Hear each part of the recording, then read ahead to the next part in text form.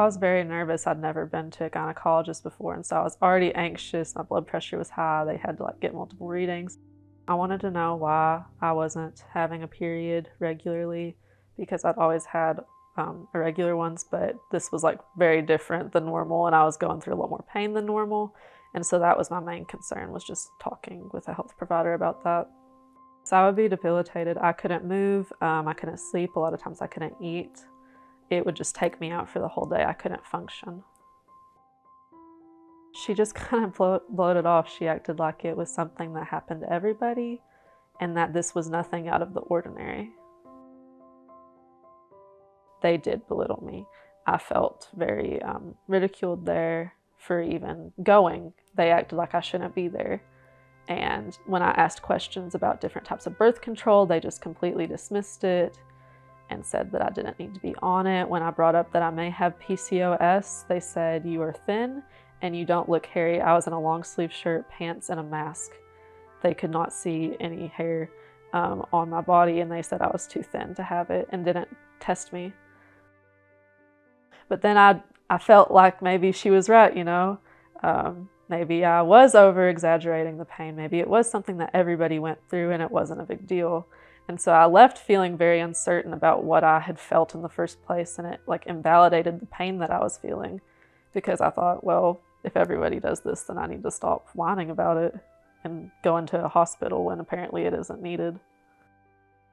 I just think that doctors don't respect women a lot of times. Even female doctors, they can't empathize with patients. They don't understand what they're going through. Specifically young patients, they think that they haven't lived long enough to understand real pain or what women go through, when their pain is just as valid as anybody else's.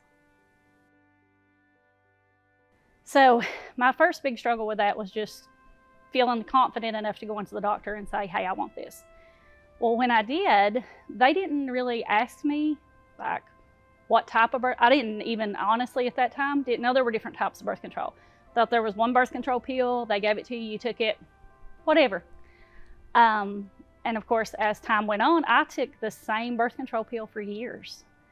And I went to many different healthcare providers, and as I got older and gained weight and just time happened, started having blood pressure issues, and they kept upping my blood pressure medicine. And we attributed it to stress, we attributed it to age, to weight gain, to not exercising, lots and lots of different things that could have all been it.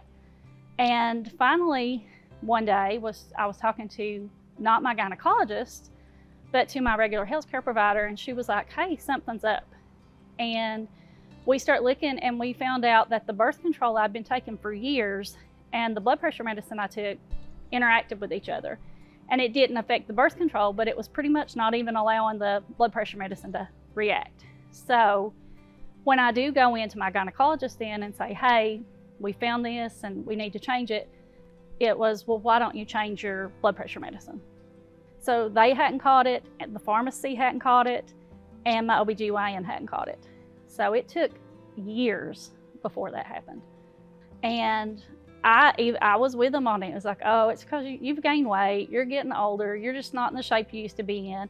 And there were so many times that I just blamed it on that. And after we fixed the problem, it's like, "Oh wait, I do have some energy. I do feel like doing this." And so I was angry and sad. I don't know, just lots of emotions there. There were lots of emotions. I had to make a visit with a gynecologist when I was only in 5th grade to see about an issue that would require cosmetic surgery in regards to my body. And she was very dismissive, not very supportive, did not listen to my own opinion.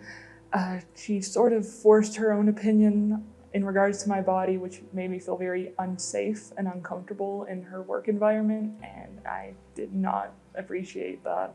I definitely had some fears. I had never gone to a gynecologist, and this was something very personal to me because it was in regards to my chest, because something was very abnormal and I was already very insecure about it, and I did not feel comfortable about someone else seeing it. So it was very hard to overcome that fear, and the moment I stepped in there, Something just felt very off. I kind of regretted going. It made me regret even going in the first place, because I felt like if she feels this way, then what if other gynecologists and doctors feel this way about my condition? What if what she suggested in place of augmentation is the only way I can go, and if I do go with it, I might be more unhappy with my body then than I am now. And I felt it definitely left a very negative opinion for me. In my own opinion, society sort of pushes for girls to be perfect and to have perfect bodies, and it's like, you should get implants because it's like visual of a perfect woman or a perfect girl. That just seems so off to me. It's something to so normalize that women should have larger breasts, so you should get implants instead of getting augmentation, making it smaller and fixing the issue that you've had, or I had in this case. And it grossed me out. It disgusted me. Like, her casualness about the idea of just get some implants was just left a very bad taste in my mouth. She kept pushing and pushing that idea on 12-year-old me, who's just very confused, and I didn't know what to think of it. I just did not know what to think of it. There was a point in time when I was going to UK for school, and I had gotten out of a relationship, and I had a couple different new sexual partners, and I just wanted to go to student health to get an STI STD test for free, because they do them at UK, and I was like, you know what, that's something everyone should do, so I'm gonna normalize it, I'm gonna go do it. It's the responsible thing to do. And so I went to student health, and you have to fill out this questionnaire when you go for a gynecology appointment. It asks you about sexual health questions, and how many sexual partners have you had, what kind of sex have you been having. So I answered it honestly, and I get into the room, and they knew what I was there for, and so I was already undressed from the waist down, on the table in stirrups, whatever, for the exam. And the doctor came in, and he was just re-asking me some of those same survey questions. And then he started the pelvic exam, and he was like, well, why did you feel the need to come, get this done today, the exam and STI testing and stuff. And I was like, well, I've had such and such many partners in the past however long, and it's been a while since I've gotten a test, so I'm coming to get a test just so I can be responsible and do the right thing and make sure I'm not passing things to people. And he looked at me dead in the eyes, and he said, well, considering just how many partners you've had in the few months, I really definitely think that this was something that you should be doing. And I snapped my legs shut, and I said, get out of the room.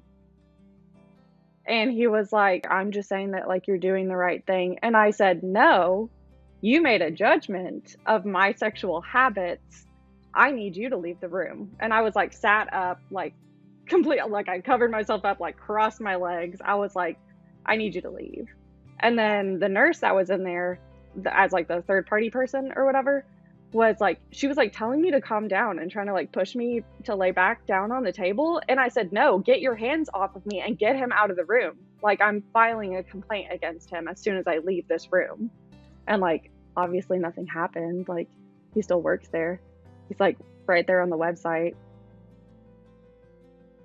I had a very peculiar experience with an ovarian cyst about almost a year ago now.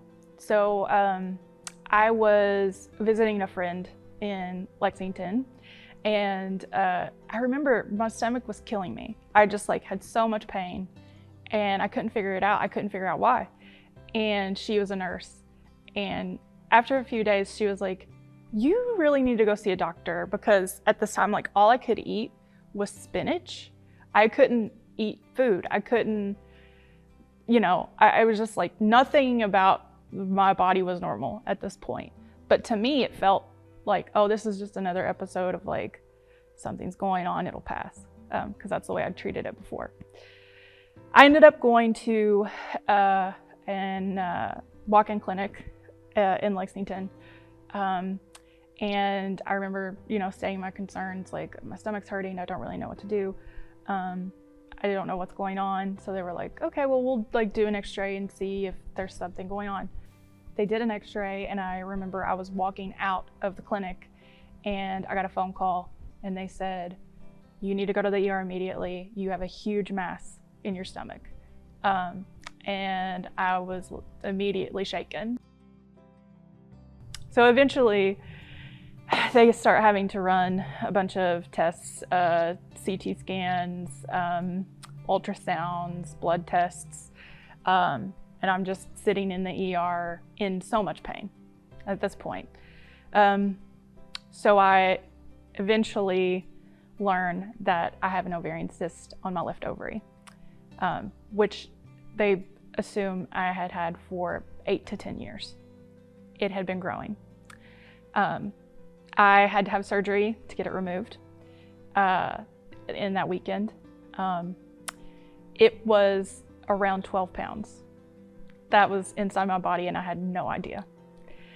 And not to get into too much detail, too much graphic detail, but the reason I had been experiencing so much pain in that week was because it had started turning in my body and was pushing all my organs up, which is an experience I hope never happens to anyone else.